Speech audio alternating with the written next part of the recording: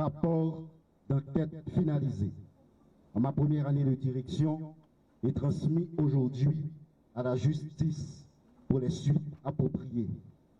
70 requêtes adressées au commissaire du gouvernement demandant la poursuite de près de 63 maires du département de l'Ouest et des NIP n'ayant pas accompli ni à l'entrée ni à la sortie leur déclaration de patrimoine malgré les mises en demeure de l'institution. Dans un élan de transparence et d'implication de la société civile, de la population haïtienne tout entière, dans cette croisade contre la corruption, j'ai pris, en ma qualité de directeur général de l'ULCC, le principal gendarme anticorruption de la République, la décision de rendre public et accessible à tous et à toutes un résumé exécutif de tous les rapports d'enquête que nous remettons en ce jour aux autorités de poursuite. Cette démarche explique la position de l'ULCC qui, malgré les vains efforts de certains pour jeter l'opprobre sur nos actions courageuses et impartiales, a resté déterminée dans notre objectif d'assainir l'administration publique. Nous sommes toutefois, au niveau de l'institution, préoccupés face à certains propos mensongers de certains acteurs multirôles. Ils s'improvisent spécialistes en tout, mais au vrai en rien. Ils sont à la fois en une seule personne, militants politiques, opposants politiques, supposés défenseurs des droits de l'homme, présidents d'organisations de défense des droits de l'homme, de militants anticorruption et étonnamment et paradoxalement avocats et défenseurs farouches de nombreuses personnes poursuivies pour des faits avérés de corruption. Une confusion de rôles questionnable qui met à nu dans notre société un déficit d'éthique et de déontologie. Cette cérémonie de remise de rapport d'enquête devant la presse aujourd'hui est une façon claire de responsabiliser la justice haïtienne. En matière de corruption, la justice est appelée à défendre d'abord les intérêts prépondérants de l'État.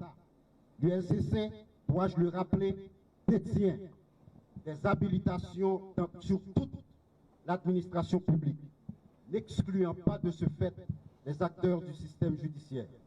Nous attendons des décisions de justice de manière impartiale, prises de manière impartiale.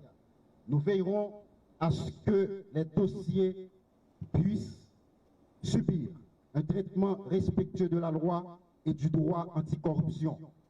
De la même façon que nous n'entendions sous aucune forme violer les droits des citoyens, l'ULCC décide de mettre à profit tous les pouvoirs accordés par le décret du 8 septembre 2004 qui fait du directeur général, en son article 2, le protecteur né des biens publics, qui l'autorise également, au terme de l'article 12, en son troisième alinéa, à utiliser toutes les techniques modernes et tous les procédés estimés nécessaires à la constatation d'infractions de corruption.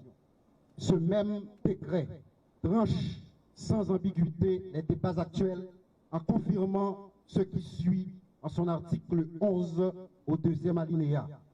Le directeur général de l'ULCC est habilité à constater les infractions de corruption, à en rassembler les preuves, à en rechercher les auteurs et les déférer à la justice. En cas de besoin, il peut requérir directement le concours de la force publique. Maintenant, je vous laisse répondre à ces questions. On recherche les auteurs comment et on les défère comment.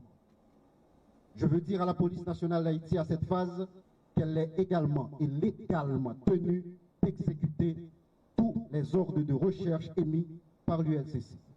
En ce qui a trait au dossier relatif à la déclaration de patrimoine, je veux en profiter pour saluer le signal important lancé par le Premier ministre, Dr Ariel Henry, qui exige que tous ces ministres de venir remplir activement cette formalité obligatoire et légale. C'est un appui important dans cette bataille difficile pour la moralisation de la vie publique que nous conduisons.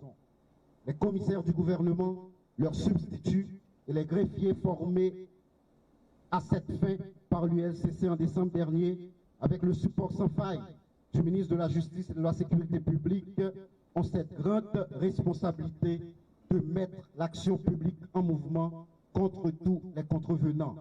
Je l'ai dit dans mes propos lors de cette formation l'année dernière, je veux aujourd'hui le réaffirmer. Ce qui donnerait encore plus de sérieux, d'endurance et d'éclat à notre travail serait que les mesures sanctionnatrices soient prises automatiquement et sans détour contre ceux et celles qui devraient prêcher par l'exemple, mais qui violent impunément la loi. Je veux tout d'abord commencer pour féliciter l'unité de lutte contre la corruption, ULCC, en particulier son directeur général, Maître Hans Jacques Lubitsch Joseph, ainsi que les infatigables enquêteurs de l'institution pour avoir réalisé ces rapports sur un ensemble de dossiers de corruption de grande importance pour la République. Je veux aussi saluer le rythme soutenu auquel vous y avez procédé, la densité de l'expertise ainsi rassemblée, les nombreux actes d'enquête sur le terrain réalisés, le nombre des auditions effectuées et la solidité de vos recommandations. C'est ce qui impose le respect de ces travaux au moment où la République est éprouvée. D'autant plus aujourd'hui, il est de plus en plus facile de critiquer qu'au lieu d'encourager les efforts remarquables des uns et des autres en vue d'obtenir de meilleurs résultats pour le progrès de ce pays. Je veux en profiter pour rappeler sans détour et avec clarté aux agents de la police nationale d'Haïti, dont la loi fait de moi leur supérieur hiérarchique, que le décret du 8 septembre 2004 créant l'ULCC leur impose l'obligation d'exécuter dans le respect de la loi les ordres de recherche émis par le directeur général en sa qualité d'officier de police judiciaire. Tant que l'article 11 du décret SUDI existe, autorisant la recherche et le déferment des auteurs d'actes de corruption, il doit être mis en application. Mesdames, Messieurs, ce matin, le ministre de la Justice et de la Sécurité publique, que je suis, prend acte de la remise solennelle de ces rapports définitifs aux différents commissaires du gouvernement près des parquets de la République. Ces rapports, j'en suis convaincu, aideront le pays à voir davantage le dessous de la carte de ces phénomènes pervers qu'est la corruption, dont les tenants sont prêts, disposés et motivés à tuer, à assassiner, à vilipender,